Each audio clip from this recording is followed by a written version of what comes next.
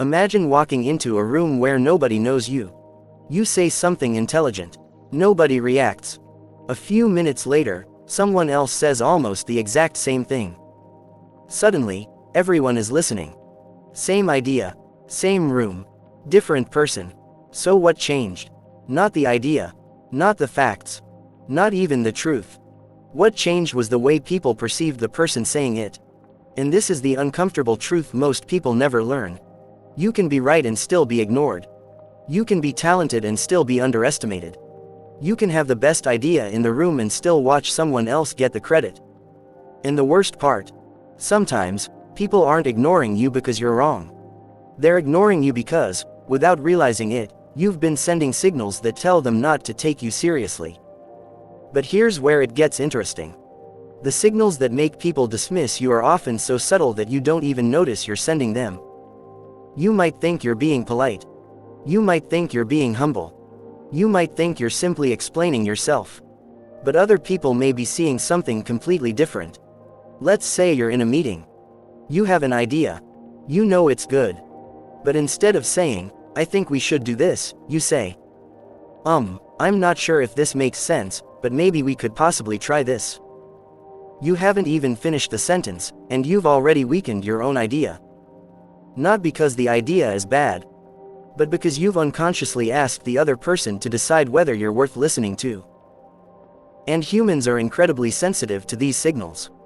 Before people evaluate your argument, they often evaluate you. Is this person confident? Do they know what they're talking about?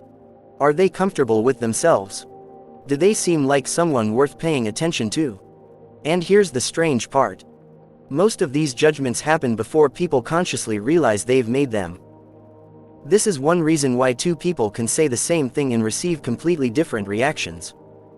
Imagine two employees presenting the same idea to their boss. The first person says, "I think this might work, but I'm not completely sure. There are probably some problems with it." The second person says, "I've looked at the problem from 3 angles. This is the approach I'd recommend, and here's why."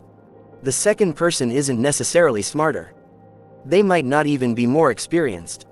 But they communicate certainty. And certainty has a strange psychological effect. When people are uncertain about what to believe, they often look for confidence in other people. It's not always logical, but it's human. Think about the last time you were in a crowded airport and suddenly saw everyone running in one direction. You don't know what's happening. You don't know where they're going. But for a moment, you might start moving too. Why? Because when we lack information, we observe the behavior of others. And the same thing happens socially. People constantly look for signals about who deserves attention, trust, and respect. This doesn't mean you have to become loud. It doesn't mean you have to dominate every conversation. And it definitely doesn't mean you should pretend to know everything. In fact, one of the biggest mistakes people make is confusing confidence with being the loudest person in the room. Real confidence often looks much quieter. And that brings us to the first reason people may not take you seriously. You explain too much. Imagine someone asks you why you made a decision. You give one answer. Then you give another. Then you add 5 more reasons. Then you start explaining why you made the decision. Then you explain why you might be wrong. Then you explain that you're not trying to sound arrogant. By the time you're finished, you've turned a simple answer into a courtroom defense. And here's what the other person may unconsciously hear. This person doesn't trust their own answer. The irony is that you're trying to make your position stronger. But the more you over-explain, the more uncertain you can appear. Think about people who truly know something. A great surgeon doesn't need to explain every movement of their hand to prove they're a surgeon. A skilled pilot doesn't spend the entire flight announcing how qualified they are. A person who knows exactly what they're doing usually doesn't need to constantly convince everyone else. This is why powerful communication is often shorter than insecure communication. Not because less information is always better, but because clarity creates confidence. Instead of saying, "I was thinking maybe we could perhaps consider doing this because I feel like it might possibly help," say, "I recommend we do this for 3 reasons." Same person, same intelligence, completely different signal. But there's an even deeper problem. Sometimes people don't take you seriously because you're constantly trying to be liked. And this one is painful to admit. Because most of us were taught that being agreeable is a good thing. We learn to avoid conflict. We say yes when we mean no. We laugh when something isn't funny. We apologize when we haven't done anything wrong. We soften every opinion until nobody can tell what we actually believe. And slowly, something happens. People stop knowing where you stand. If you agree with everyone, your agreement becomes meaningless. If you never disagree, your opinion becomes invisible. If you're always available, your time starts to feel worthless. And if you constantly change yourself to make everyone comfortable, people may become comfortable with ignoring you. This doesn't mean you should become rude. It means you need boundaries. There's a huge difference between being kind and being easy to control. Consider someone who constantly interrupts you. You say nothing. They do it again. You smile. They do it again. Eventually, the interruption isn't just something they're doing. It's something you've taught them is acceptable. People learn how to treat you partly by watching what you tolerate. And this is where many people get confused. They think respect is something they need to earn from others. But sometimes, respect begins with the standards you set for yourself.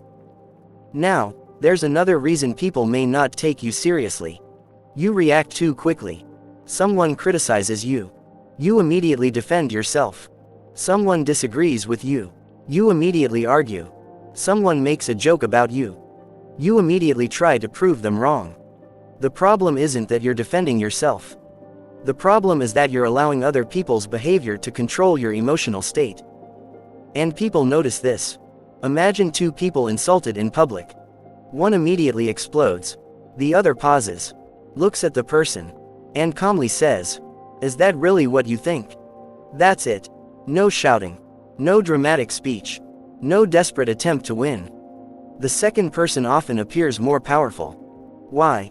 Because emotional control sends a signal. It says, "I don't need to react to everything." And when you don't react to everything, people become more careful about what they say and do around you. But here's something even more surprising. Sometimes the reason nobody takes you seriously isn't your communication. It's your inconsistency. You tell people you're going to do something. Then you don't. You announce goals. You make promises. You talk about what you're building. But your actions don't match your words. And eventually, people stop listening. Not because they hate you. Not because they're jealous. But because they've learned something. Your words are not connected to consequences. And this is one of the most powerful ways to build credibility. Do what you say you're going to do. Quietly. Repeatedly. Without announcing every step. Because people don't trust a single impressive moment. They trust patterns. If you say you'll be there at 9, and you're there at 9, that's a tiny deposit into your credibility. If you say you'll finish something, and you finish it, another deposit. If you stay calm when everyone else panics, another deposit. Over time, these tiny deposits create something much more powerful than charisma. They create a reputation. And reputation changes how people interpret everything you do. This is where psychology gets fascinating. The same behavior can be interpreted completely differently depending on what people already believe about you. If someone respected walks into a room and stays quiet, people might think they're thoughtful. If someone nobody respects stays quiet, people might think they have nothing to say. Same behavior. Different interpretation. That's why changing how people perceive you isn't just about changing your words. It's about changing the pattern of evidence you've been giving them. And this leads to one of the most uncomfortable questions you can ask yourself. What have you repeatedly taught people about you? Have you taught them that your boundaries are negotiable?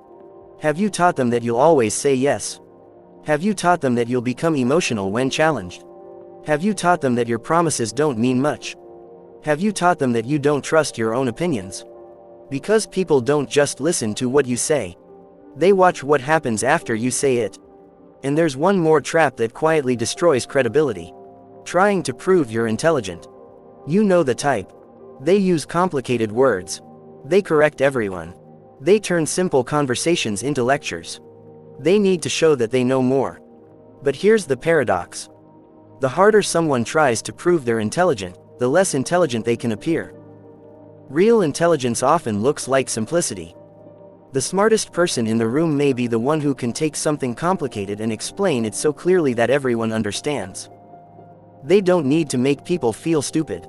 They make people feel capable. And that's a powerful form of influence. Because people rarely remember the person who made them feel inferior. They remember the person who made them feel understood. So if you want people to take you seriously, stop asking yourself, how do I make people respect me? Ask a better question. What behavior am I repeatedly showing them? Because respect isn't built in one conversation. It's built through patterns. Speak clearly. Don't apologize for every opinion. Stop explaining yourself when a simple answer is enough. Set boundaries before resentment forces you to. Stay calm when someone tries to provoke you. And most importantly, let your actions become louder than your explanations. You don't need to become the loudest person in the room. You don't need to become intimidating. You don't need to win every argument. You don't even need everyone to like you. You just need to become someone whose words and actions consistently match. Because eventually, something changes. People stop asking whether you're serious. They start assuming that you are. And maybe that's the real secret. The people who are taken seriously aren't always the smartest. They aren't always the most talented. And they aren't always the most confident. They're often the people who have quietly taught everyone around them one simple lesson. When I speak, I mean it. When I say no, I mean no. When I make a promise, I keep it. And when someone disagrees with me, I don't lose myself trying to prove them wrong. Because in the end, the world doesn't decide how seriously to take you based only on what you say. It watches what you tolerate. It watches what you repeat. It watches what you do when nobody is impressed. And eventually, it builds a story about who you are. The question is, what story have your actions been telling?